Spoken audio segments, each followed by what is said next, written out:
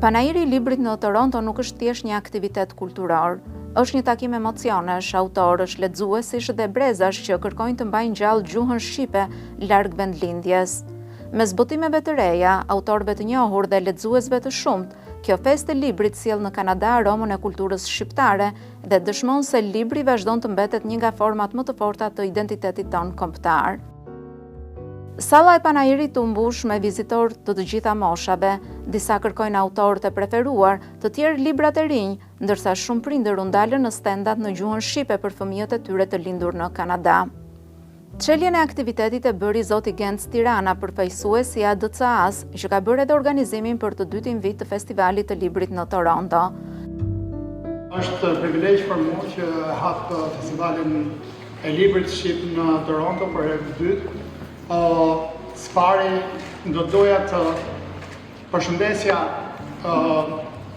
Albanian Canadian Development Alternative si një organizatë e cila bëri të mundur si thush këtë ngjarje kaq të madhe që ne në media botë fundit e kemi quajtur festë e gjuhës shqipe dhe është një festë vërtet sepse në fund fare si thush krijon ura midis komunitetit tonë në Kanada me pjesën tjetër të kombit që jeton në gjithë trevat e veta në Shqipëri, Kosovë, Maqedoni në Veriut dhe kudo që ndodhet. Është privilegje dhe shkënaqësi për ne që të dy shtete, shteti shqiptar dhe shteti i Kosovës, sjellin në këtë eveniment veçantë nivelin më të lartë diplomatik që kemi.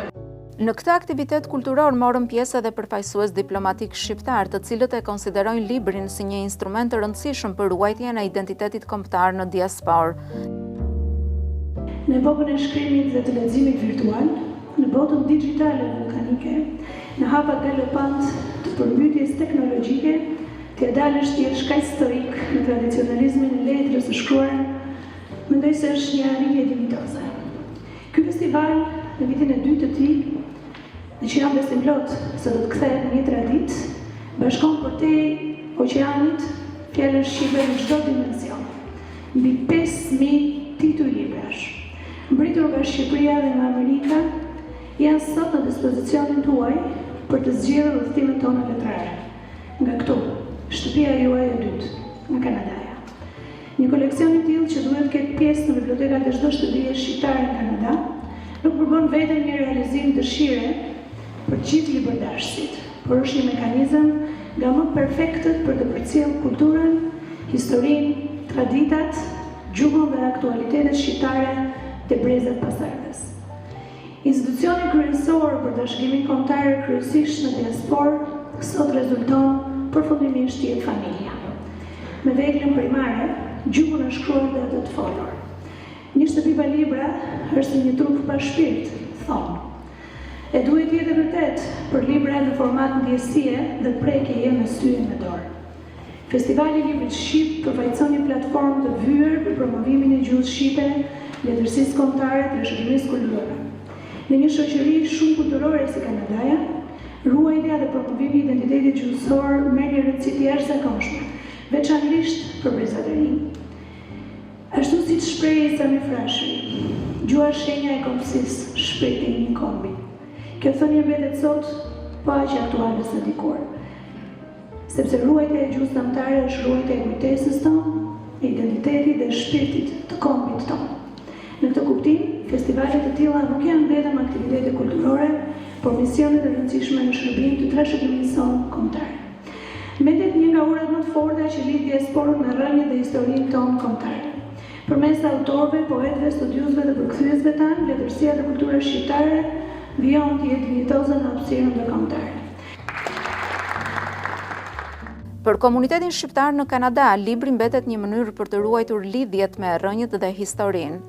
Realisht them se diaspora shqiptare në Kanada ka dëshmuar vazhdimisht se integrimi dhe ruajtja e identitetit kombëtar mund të ecin krah për krah. Juve realisht si diasporë keni ndërtuar jetë suksesshme në këtë vend mikpritës, por njëkohësisht keni ruajtur me dashuri gjuhën, kulturën dhe traditat tona. Dhe kjo është një vit e jashtëzakonshme dhe padyshim meriton përshëndetje. Sot, nga Toronto, neve të gjithë së bashku, dërgojmë një mesazh të bukur, uniteti dhe shpresë se shqiptarët kudo që jetojnë, mbeten të lidhur me njëri tjetrin përmes dashurisë ndaj atëherë. Le të vazhdojmë të mbështesim autorët tanë, shkolla shqipe dhe çdo iniciativë që mbahen gjallë shpirtin kombëtar dhe diasporën tonë, sepse identiteti nuk trashëgohet vetëtiu, ai kultivohet me përkushtim, me edukim dhe me dashuri. Në panajir janë prezantuar 10 tituj të rinj nga letërsia artistike dhe poezia, deri te librat për fëmijë, historia dhe publicistika. Në panelin e diskutimit të organizuar me shkrimtaren për fëmijë Suzan Lëbo, kjo e fundit u surprizua nga përkthyesja Aida Baro. Baro i solli të përkthyer në gjuhën shqipe një nga librat e saj për fëmijë, Këpucët e Rërës. This is the book, your book. Këpucët prej rëre, titullohet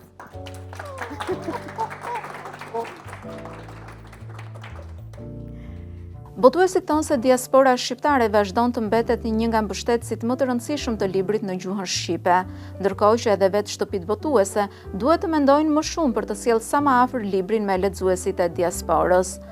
Bujar, si po e shikoni këtë panajir libri dhe si aktivitet që zhvillohet për herë të dytë në Toronto, në Kanada, për shqiptarët që janë emigrantë këtu në Kanada? Është krejtje veçantë, sepse ndërkohë që ka shumë frekuentim, që blen libra, dhe ndihet një atmosferë festive dhe e qetë njëkohësisht dhe më duket një gjë shumë e bukur për një botues kjo, sepse tregon një qëndrim ndaj librit që ne mendojmë se nuk ishte më. Librat nga Shqipëria këtu vinë rradhë, kjo është edicioni i dytë, dhe mendoja që nuk do kishte këtë tërheqje, këtë interes.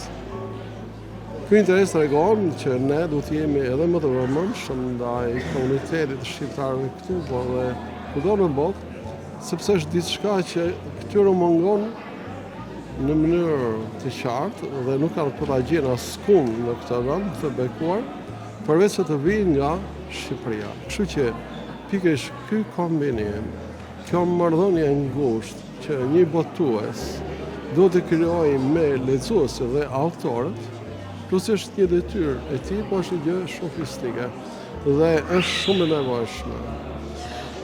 Si botues, me çfarë tituj keni ardhur këtu? Edhe nga viti i kaluar keni patur një eksperiencë shumë të mirë me sa më kanë thënë, sepse unë nuk kam qenë vitin e kaluar, jam emigrante e re në Kanada, por ka patur shumë shitje nga botimet tuaja. Kemi libra të ri, po dhe libra të dikurshëm, sepse jam i sigurt shumë nga librat nuk janë lexuar, dhe një libër i pa lexuar thuhet është një libër i ri, kështu që përderisa ky është panajiri i dytë, jam i sigurt që do të ketë shumë nevojë që të vinë sa më shumë libra, që librit të hyjnë në shtëpiat e shqiptarëve këtu. Nuk ka rëndësi nëse lexon sot ose jo. Ka rëndësi që ky objekt hyjë në një shtëpi, që fëmijët e shohin një libër shqip, që mysafirët shikojnë një libër, dhe kjo në atë përditshmërinë e vet ka pikërisht efektin pozitiv, se si neve nuk do të harrojmë kurrë atë që na lidh me vendin nga vim, dhe kjo është gjuha. Është diçka që ne duhet ta trashëgojmë ke fëmijët. Mirë, po gjuha e shkruar, ajo është më e sigurta që një gjuhë trashëgohet. Jo shqipe në këtë rast nëpërmjet romaneve, letërsisë tjetër, nuk kanë si edhe roman. Duke qenë e tillë, do të ngulitej në mendjen e brezit të ri, pikërisht gjuha, po në një formë shumë komode, shumë të gëzueshme, siç është letërsia, arti që të bën për vete dhe ti e mëson gjuhën jo në metodë apo me fjalor, por që ti mëson nga letërsia. Kjo është, mendoj unë, një gjë nga më të bukurat dhe që le më shumë mbresa, le shenjë.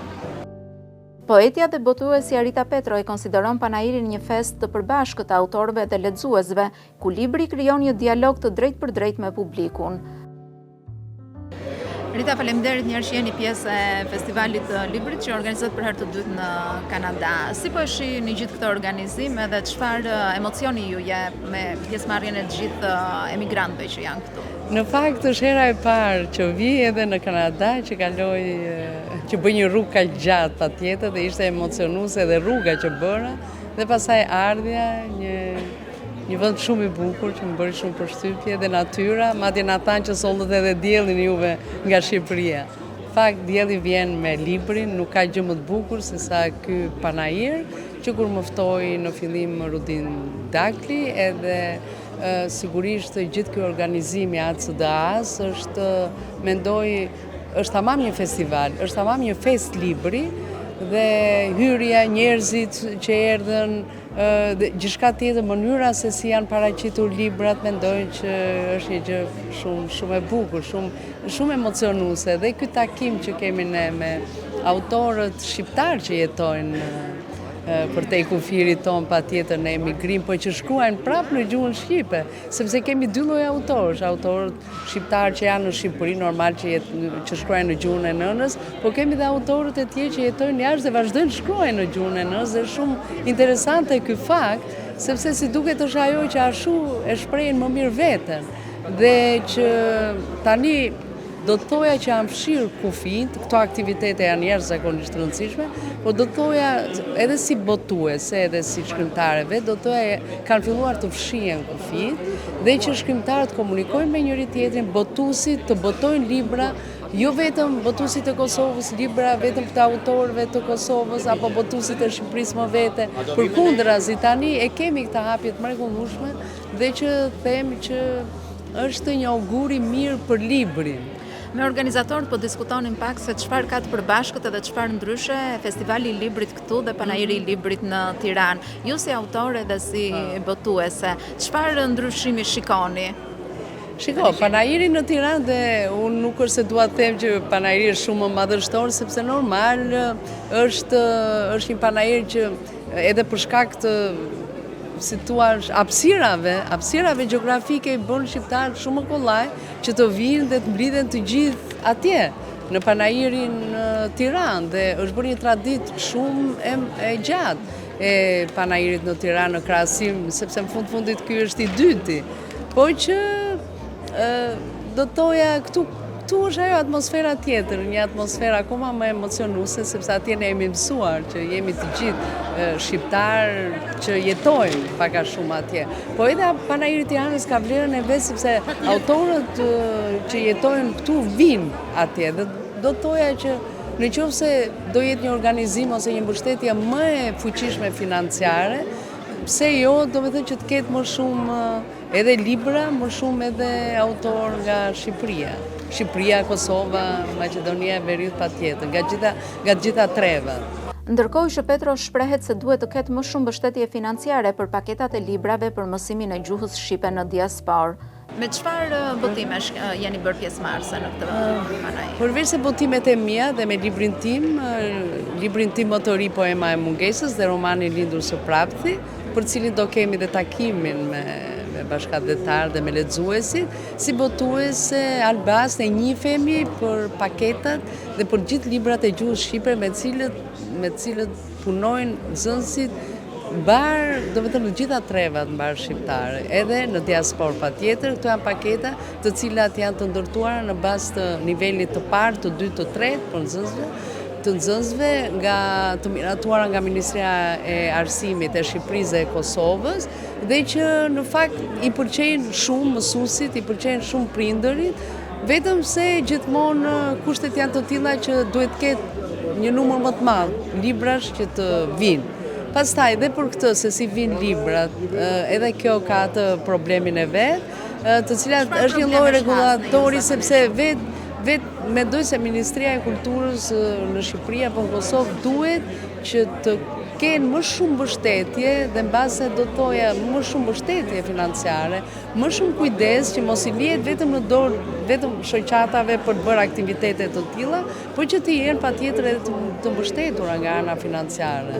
Duke qenë se këtu kemi edhe disa shkolla që janë të organizuara nga Komiteti për Mësimin e Gjuhës Shqipe, besoj se vetë mësuesit, prindrit, po edhe nxënësit do jenë shumë të interesuar për këtë. Në fakt unë takova këtu disa mësuese të gjuhës shqipe, ato kishin punuar me tekstet tona, si shpjegotuse Albas, me tekstet e gjuhës e ishin këtu, po më erdhi keq që nuk e ushtronin profesionin, sepse kur shkojnë sidomos në Europë që takojmë diasporën, atje ka shumë mësuese të gjuhës shqipe, cilat vazhdojnë si thua profesionin e vet dhe që ju japin mësim nxënësve në këto vende.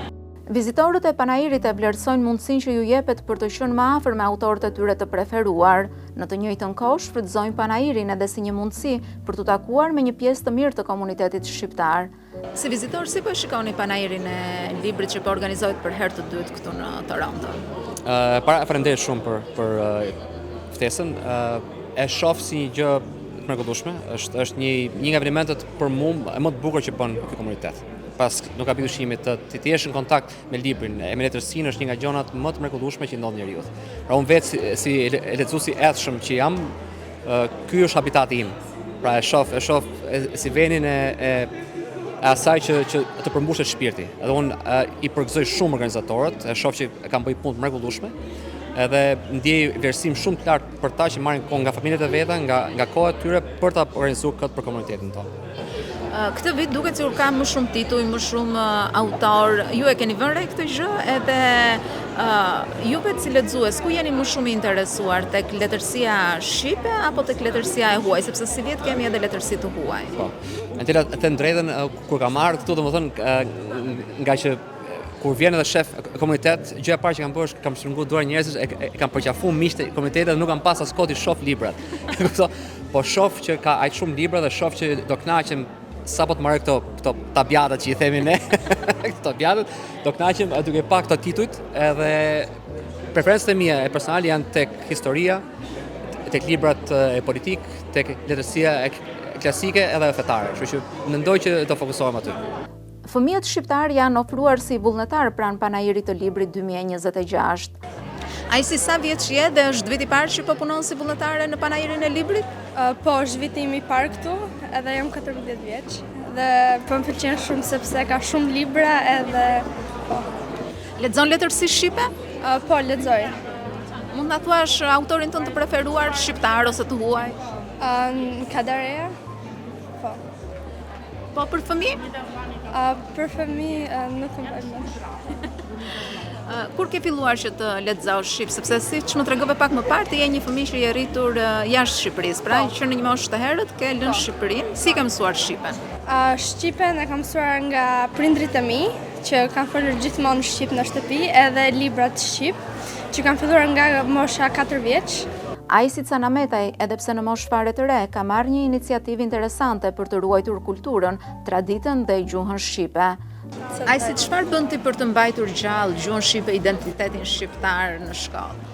Unë kam hapur një klub, kam krijuar një klub për shqiptarët që jemi me zështi shqiptar dhe kemi mësuesen shqiptare, Mirela Mahmutaj, dhe bëjmë lexojmë traditat, festat edhe kërcejmë në klubin tonë.